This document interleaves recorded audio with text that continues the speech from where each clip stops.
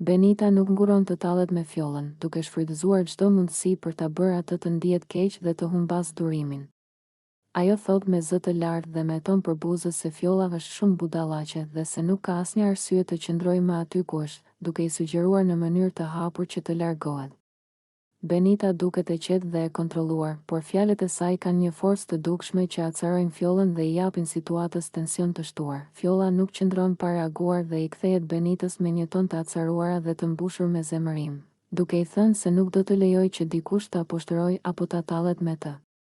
Banorët e tjerë vëzhgojnë situatën dhe ndihen të tensionuar, sepse fjalët e dy vajzave fillojnë të përplasen me njëra tjetrën në mënyrë të hapur dhe të ashpër. Debati mes tyre bëhet gjithnjë më intensiv, ku Benita vazhdon të përdor ironinë dhe përbuzjen, ndërsa Fjolla përpiqet të mbrojë veten, duke u kundërpërgjigjur me fjalë të forta dhe duke u treguar e vendosur.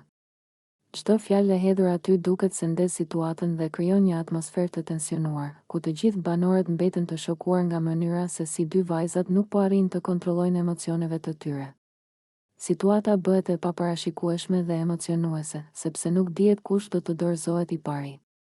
Benita duket se e shijon faktin që po provokon Fjollën, ndërsa Fjolla nuk mund të qëndrojë e qetë dhe çdo reagim i saj vetëm e bën debatin më të ashpër. Në këtë mënyrë, konflikti midis tyre nuk është vetëm një debat i zakonshëm, por një përplasje emocionale që mbetet në qendër të vëmendjes së të gjithëve brenda shtëpisë, duke e bërë situatën më dramatike dhe më të tensionuar se kurrë.